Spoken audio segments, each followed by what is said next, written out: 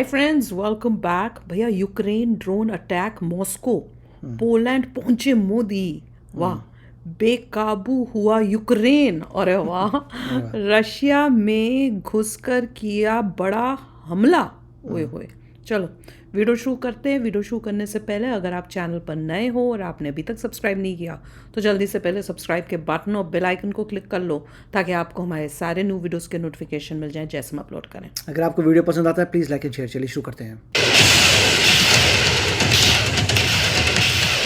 प्रधानमंत्री नरेंद्र मोदी पहली बार यूरोपीय देश पोलैंड पहुंच चुके पहली हैं, बार। लेकिन अचानक रूस और यूक्रेन के बीच कुछ अजीब सा होने लगा है। पीएम मोदी की यात्रा से पहले रूस और यूक्रेन एक दूसरे के खून के प्यासे हो गए हैं। 23 अगस्त को पीएम मोदी यूक्रेन में होंगे, लेकिन उससे ठीक पहले यूक्रेन ने रूस की राजधानी मॉस्को में अब तक का सबसे बड़ा ड्रोन अटैक कर दिया है। हालांकि रूस ने कहा है कि उसने यूक्रेन के इस हमले को नाकाम कर दिया है। रूस ने दावा किया है कि उसने मॉस्को में यूक्रेन के 45 ड्रोन मार गिराए हैं। रूस ने यह भी कहा है कि यूक्रेन के इस हमले में उसे जान माल का कोई नुकसान नहीं हुआ, लेकिन ये बात तो सच है कि यूक्रेन ने मॉस्को में घुसकर हमला किया है। आपको याद होगा कि कुछ दिन पहले यूक्रेन ने रूस के कुर्स्क में एक बड़े इलाके पर भी कब्जा कर लिया था। सबसे हैरान करने वाली बात यह है कि पीएम मोदी की यात्रा से पहले यूक्रेन इतनी अकड़ और ताकत कहां से ले आया। एक्सपर्ट्स का मानना है कि रूस यूक्रेन जंग को लेकर एक बहुत बड़ी खबर आ सकती है। इसका इशारा खुद प्रधानमंत्री नरेंद्र मोदी ने भी कर दिया है। पीएम मोदी ने पोलैंड और यूक्रेन की यात्रा पर निकलने से पहले एक ट्वीट किया। इस ट्वीट में पीएम मोदी ने लिखा कि एक दोस्त और सहयोगी के नाते हम बताना चाहते हैं कि जल्द से जल्द जंग खत्म होनी चाहिए और दोनों देशों में शांति लौटनी चाहिए। कई जानकारों का मानना है कि पीएम मोदी की यात्रा के बाद रूस और यूक्रेन को लेकर बहुत बड़ी खबर आ सकती है। खुद रूस और यूक्रेन भी जंग से निकलने का एस्केप रूट ढूंढ रहे हैं। इस जंग ने रूस और यूक्रेन को तो परेशान कर ही रखा है, लेकिन नाटो देशों को भी फंसा रखा है। ऐसे में भारत ही वो न्यूट्रल देश है जो रूस और यूक्रेन के बीच मध्यस्थता करवा सकता है। याद रखिए कि पीएम मोदी ने पुतिन के साथ एक प्राइवेट और सीक्रेट मीटिंग की थी। उसी के बाद पीएम मोदी यूक्रेन जा रहे हैं। लेकिन आपके मन में सवाल होगा कि जब शांति की बात होनी है तो यूक्रेन रूस पर ताबड़तोड़ हमले क्यों कर रहा है। तो आपको बता दें कि इसका जवाब भी शांति वार्ता में छुपा है। दरअसल यूक्रेन बार्गेनिंग से पहले अपनी स्थिति को मजबूत करना चाहता है। यूक्रेन दिखाना चाहता है कि वो कमजोर नहीं है। वो रूस के इलाकों पर कब्जा कर सकता है, मॉस्को में घुसकर हमला भी कर सकता है। तो ऐसे में जंग रोकनी है तो उसकी शर्तें भी मानी जाएं। यूक्रेन बोल सकता है कि वो रूसी इलाके को खाली कर देगा, लेकिन रूस को भी उसके कुछ इलाके छोड़ने पड़ेंगे।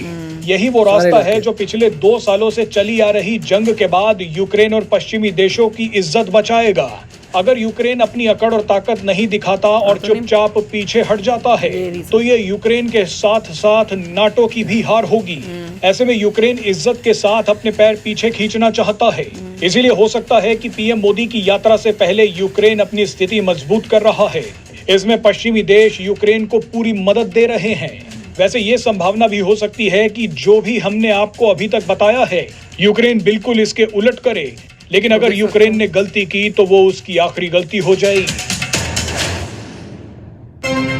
वही ना, अभी हमने आज ही एक वीडियो की थी जिसमें हमने यही बोला था, क्योंकि उस वीडियो में वो बोल रहे थे, कोई और ही अपनी एंगल बता रहे थे जितना हमने वीडियो देखा था।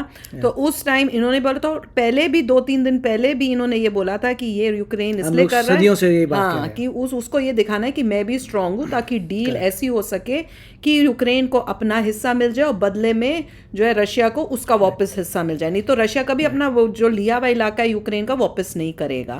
देखिए, वेस्टर्न वर्ल्ड में जो भी न्यूज़ आती है, जो भी चीज़ें होती हैं, वो इंडिया तक नहीं पहुंचती। वो थॉट प्रोसेस ठीक है, न्यूज़पेपर्स में पब्लिश होता है, मगर आप रेडियो नहीं सुनते, आप टीवी नहीं सुनते, मतलब अमेरिकन टीवी नहीं नज़र आ रहा।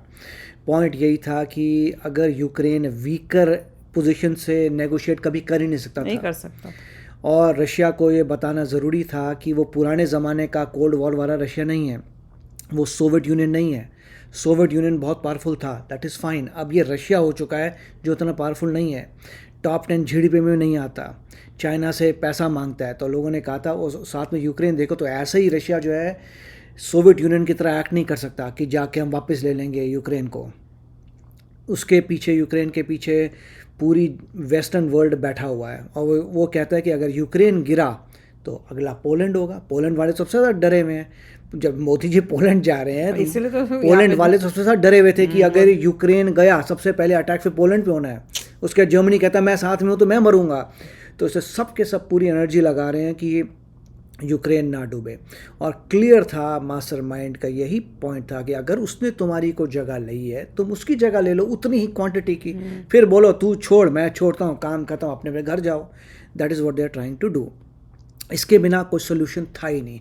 तो और काफ़ी समय से क्यों यूक्रेन अटैक नहीं कर रहा था वो भी मैंने बताया था। क्यों? क्योंकि यूक्रेन सोवियत यूनियन का पार्ट था, उसको चलाना आता था सोवियत यूनियन वाले एयरक्राफ्ट्स, सारी गन, जितनी एम्यूनेशन, जितना भी मशीनरी थी सारी उनके पुराने ज़माने की मशीन थी। अमेरिकन और वेस्टर्न वर्ल्ड की वो चला नहीं पाते थे। उनको ट्रेन किया गया पूरे 1 साल और उसके बाद एयरप्लेन्स दिए गए हैं। स्टार्टिंग में तो यही कहते रहे कि रशिया पर अटैक नहीं होगा, रशिया में अटैक नहीं होगा, वो डिले करने के लिए बता रहे थे। जैसे ही सब बंदे रेडी हो गए तो उन्होंने बोला जाओ अटैक करो। क्यों? क्योंकि उसके पीछे पूरा नेटो खड़ा है भैया। अगर आप पूरी नेटवर्थ ऐड करें नेटो की तो वो ज़्यादा होगी, चाइना से भी ज़्यादा होगी। ऑफ कोर्स रशिया तो ऑलरेडी टॉप 10 में नहीं है। तो उस हिसाब से वो कह रहे हैं कि बहुत बड़ा मेजर अटैक होगा, रशिया पूरा बैंकरप्ट हो जाएगा अगर फाइट में पड़ता है। आजकल के ज़माने में doesn't make sense. Modi ji ने भी बार बार यही कहा कि आजकल के ज़माने में आप कैसे अटैक कर सकते हैं दूसरी कंट्रीज़ को, it does not make sense. नहीं, और मोदी जी जो जा रहे हैं और इस टाइम पे देखो अब कितना परफेक्ट टाइम है कि यूक्रेन ने जो है लैंड ले ली है रशिया की, और अभी यूक्रेन दिखा रहा है, यूक्रेन अपनी ताकत दिखा रहा है, मतलब दिखा रहा है कि मैं वैसा नहीं हूँ जैसे तुमने सोचा था। रशिया को दिखा रहा है कि तुमने हमारी ज़मीन लेके बैठे हुए हो, हम वीक हैं। पहले यही लुक आ रहा था उनको भी, दुनिया को भी। तो उन्होंने अब उसको चेंज करके दिखाया है कि नहीं, हम कमज़ोर नहीं हैं, हमने भी रशिया का पार्ट लिया है। अब जब मोदी जी जाएंगे तो उसमें उनको जब बात करनी होगी पुतिन से भी, तो वो अब एक अच्छी डील हो सकती है कि देखो तुम्हारा भी लैंड तुमने उनका लिया हुआ है और उन्होंने तुम्हारा लिया हुआ है। अब बातचीत करके सुलह करो, अपने अपने लैंड उनको वापस करो और पीछे हट जाओ। और दोनों थक चुके हैं लड़ाई से। देखिए, रशिया के जो लोग थे उनको कहा गया था कि ये स्पेशल मिलिट्री ऑपरेशन है, जिससे पुतिन ने, इवन आर्मी के लोगों को जो गए हैं और लड़ने, जितने भी रशिया के लोग थे दे वर लीस्ट बॉदर्ड, कि वो कहते ठीक है फ्रंट में मत। रशिया के लोगों को ये था कि ठीक है फ्रंट पे लड़ाई हो रही है, हमारा क्या है, हमारी पुतिन लड़ रहा है। जब उनको नज़र आ रहा है कि हमारी लैंड जा रही है, जब पेन होती है लोगों को, तभी रियलाइजेशन था, ओ माय गॉड ये तो एक्चुअल वॉर है जिसमें हमारे लोगों की जान जा रही है, हमारे लोगों की, मतलब सिविलियंस की जान। सोल्जर की तो पहले भी जा रही थी, अब सिविलियन की जा रही है। मॉस्को में अटैक हो रहे हैं, सिंबॉलिक है ये। ऑफ कोर्स रशिया इतना पावरफुल है कि मॉस्को में कुछ गिरा नहीं, उन्होंने सब इंटरसेप्ट कर लिए, बट यूक्रेन इतनी दूर से जो है यहाँ तक लेके आया, वही सोचिए सिक्योरिटी ब्रीच। तुम्हारी इतनी लैंड के ऊपर से ड्रोन चला के यहाँ तक ले आया, तुमने इंटरसेप्ट ही नहीं कर पाए, तुम बीच में इतनी लैंड में तुम्हारे, अब तुम कर रहे हो मॉस्को में। That's okay. मतलब पॉइंट ये बताया जा रहा है कि इस लड़ाई में कुछ रखा नहीं है, it is better to stop this और अपना अपना काम। लड़ाई कोई चीज़ का सोल्यूशन है ही नहीं है। और मोदी जी देखो पहले पोलैंड गए हैं, क्योंकि जैसे ये बता रहे हैं ना कि यूक्रेन के बाद अगर रशिया यूक्रेन को जीत लेगा तो नेक्स्ट उसने हमला करना है पोलैंड को। तो मोदी जी पहले पोलैंड गए हैं, पहली बारी गए हैं, उनका पहली बारी विजिट है, और उसके बाद फिर वो ज़ेलेंस्की से अब कुछ लोग जो है वर्ल्ड वॉर 1 की, वर्ल्ड वॉर 2 की स्ट्रैटेजी में बात करने लग जाएंगे कि रशिया इतना बड़ा देश है, उस ज़माने में ट्रुप्स जाती थी धीरे धीरे तो मर जाती थी जब तक पहुंचती है मॉस्को तक। अरे भैया, वो जिन्होंने वर्ल्ड वॉर 1 और 2 सहन किया है उनको तो तुमसे ज़्यादा पता है। तुम सोच रहे हो कि तुम ही ने किताबें पढ़ी हैं, उन्होंने तो पार्ट लिया था, राइट। अगर कोई स्ट्रैटेजी पढ़ता है तो बताता अच्छा वर्ल्ड वॉर 1 और 2 में हुआ था। भाई तुम इंडिया के पर्सपेक्टिव से बोल रहे हो, जो लोग पार्टिसिपेट कर रहे हैं उन्होंने तो खुद पार्टिसिपेट किया था, they know more than you. So वो कभी भी कोई ऐसा डिसीजन नहीं लेंगे जिसमें वो हार जाएं। ये पूरा ब्रेन लगा हुआ है, बहुत सारे लोगों का ब्रेन लगा के उन्होंने स्ट्रेटजी बना रखी है। दैट इज़ हाउ धीरे धीरे वो अपना इंक्रीज करेंगे। यस, जो लॉजिस्टिकल सपोर्ट की बात होती है, लॉजिस्टिकल सपोर्ट में क्या होगा, अरे भैया इतनी देर से बैठे क्यों हुए थे, 1 साल में लॉजिस्टिकल सपोर्ट तो बिल्ड हो रहा था, उसके बाद ही अब अटैक हो रहा है। There is a system in which they are doing, उनको भी पता है लॉजिस्टिक्स थिंग तो सिंपल सी बात है, एवरीबडी नो लॉजिस्टिक को। बंदा आर्मी में जाके इस तरह बोल सकता है कि लॉजिस्टिक्स के बारे में समझाता हूँ, अरे बेसिक कॉमन सेंस है ये। तो मेरे ख्याल से वी विल से क्या होता है, सब लोगों का एम एक ही है कि ये वॉर खत्म हो जाए, सबका है। तो चलो यार, आप भी शेयर करना अपने थॉट्स। चलते हैं, मिलेंगे नेक्स्ट वीडियो में बहुत ही जल्द। Till then take care and bye bye. तो अगर आप मेरे इस चैनल पे नए हो तो जल्दी से सब्सक्राइब के बटन को हिट करो और बेल आइकन को क्लिक करो, ताकि आपको मेरा जब नया वीडियो मैं लगाऊं आपको उसके बारे में जल्दी से पता चल जाए।